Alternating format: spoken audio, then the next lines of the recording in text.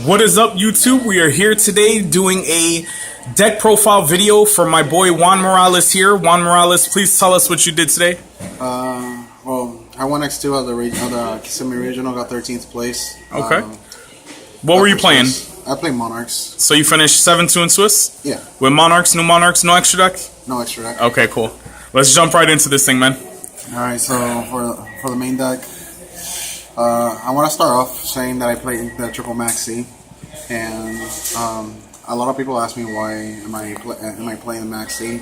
Honestly, for an event like that, I felt a lot more safer doing into the maxi, especially going into time. I'll explain a little. I'll go a little in depth later about the maxi. Right. But it did help me out a lot. Right. So 3 maxi. 3 maxi. For the little guys, I play 3 Idea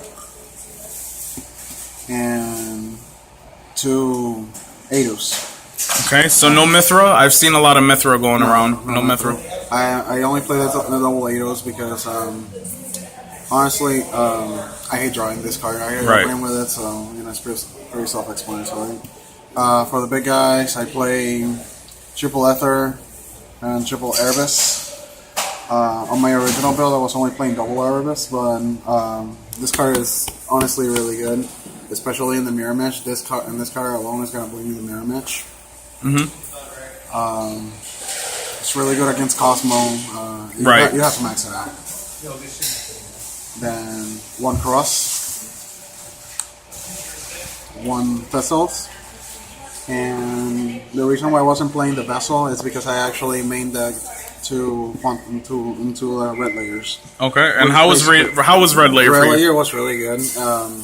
Red layer essentially does the same thing as a Vessel, but it doesn't give your opponent the token, and it's a fire, so you can tribute for Mega Thistles and actually burn for an extra 1,000. Oh wow. Once you use the red layer. Plus, if you have 1 red layer already in the graveyard, and then you get the other red layer, you special summon, you tribute, you get the other red layer. So it's kind of a loop that you got going on. Okay. So you tribute red layer, activate, get a red layer back to hand. This one stays in graveyard. Next turn, special tribute, and so on and so forth. So it's almost like infinite tribute fodder. Pretty much. It's pretty cool. Pretty much. So that's why I like that more than the Vessels. For the spell cards, triple Pantheism, it's pretty standard. Triple Monarch Stormforth, standard. Triple Domain, standard. Triple Tenacity. Reinforcements of the Army. Now, for the longest time, I was going in between Reinforcements of the Army and 1-for-1. And I decided to play Reinforcements of the Army over 1-for-1 because even though 1-for-1 has a better, it'll give you more combos. Sometimes I just really don't want to pitch that monster, or sometimes I just draw it and I don't draw a monster. Right. While the Rhoda is pretty much more consistent. It's just like you search for your guy, you summon him, and you actually can't make plays. Then double Twin Twister, very essential, honestly. I hate back row, especially with this deck. Triple Return of the Monarchs. Wow, triple return. How was that today? It was really good, actually. I feel like this card is very crucial, especially against the mirror match. Whichever player plays it first, it's going to gain more advantages. They have a better chance of winning. As for the other two, they became pretty good cards to pitch with this. It gave me more targets for the big Monarchs to send to the grave. I was able to actually Pantheism for 3, and your opponent has to give you 1 when that becomes something that you want to do. So altogether it was really good. For the most part, I sided out the games 2 and 3. I sided 2 out, and I just kept the 1 for my side deck choices. So that's another good thing. I can side them out for side decks.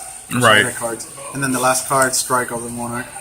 Now, how was Strike today? Strike was actually pretty good for the most part. The cool thing about Strike is it negates anything, whether it's a spell, a monster. It's a face-up card, right? It's just a face-up card. So if my opponent plays Raigeki, I can tribute 1 to negate the Raigeki. And then draw a card, right? And then draw a card. Again, there's a good card to to have in the graveyard because I can banish it and call an attribute and change all my monsters to that attribute. So earlier today I was playing against a spellcaster in the Magician Pendulum deck, and he was a 1600. I summon, banish Eidos to summon Idea, special Eidos. Banish this to call everything fire, and then tribute it for Thestalos for the extra effect. Oh, cool. So you can do that, and you can do that with Mega Kaius as well. That's pretty cool. And then the last 3 cards are 2 Primal Monarchs and then 1 Escalation. How was Escalation for you today? Escalation was really good. Against the Mirror, I actually won because I escalationed into Majesty's Fiend when he revealed Ether, and that won me the game. Wow. I did other plays where like my opponent, I was playing against Pepe, and all they had was scale, and no cards in hand, just scale. They were gonna pan for game, and I just activated Escalation Tribute for Erebus and bounce back one of the skills for game. So it gave me pretty cool plays. Okay. All right, now let's go on to that extra deck. The side deck. That extra deck that I don't got. For the side deck, first cards are Effect Veilers. Right. This is one of the changes I'm gonna do. I'm pretty sure I'm gonna take out Effect Veiler altogether. I'm gonna play Chalice over this. Reason why is my last match that I lost was round 9 against Bobby Kenny. I lost because game 3 he had Master Key Beetle and Masco Restrict on me. Right. So that there's no way to get around that. So I feel like Chalice is a better choice this one. Yeah, Chalice is more versatile, hands down. Then Mega Kaius, double Majesty's Fiend, double Lock and draw Lockbird, double Battle Fader, Dark Hole. 1 Dark Hole. Honestly, I'm sorry, don't hate me, but I'm playing this because I don't own a Raigeki. It's all good. 1 Typhoon. This card, I love it. I'm thinking about running multiples off just because of that fact. I can answer into the floodgates. You know, it's really good against Pepe. You can hit their high scales whenever you need to in order for you to stop their plays. Right. It's really good. Then the other 2 cards, so I'm Scolding. I'm going back and forth between Scolding. It's good in theory. Like against the Mirror, it's really good. Against Pepe, it kind of gets blown off all the time. Yeah. So it's not really. It's good if it goes off, but if it doesn't, it's just like yeah. Right. So I'm going back and forth. And then the last 2 cards are 1 Breakthrough Skill and 1 Torrential Tribute. How was Torrential Tribute for you today? Torrential Tribute was good. In some instances, not the only time that I actually resolved it was against Bobby Kenny, and it wasn't really that good because he got Master Key Beetle. Right. I just couldn't get rid of the Key Beetle. Right. All right. Well, congratulations on another top once again, Mr. Juan Morales. Thank you for showing us this Monarch deck profile. No problem. I just want to give a quick shout out to Jarrell Winston since I was talking to him before the event. Pro Winston? Yeah, so shout outs to Pro Winston. I was talking to him before the event. He gave me a lot of pointers, a lot of things, that I should consider, and that's what I base my build on. Okay.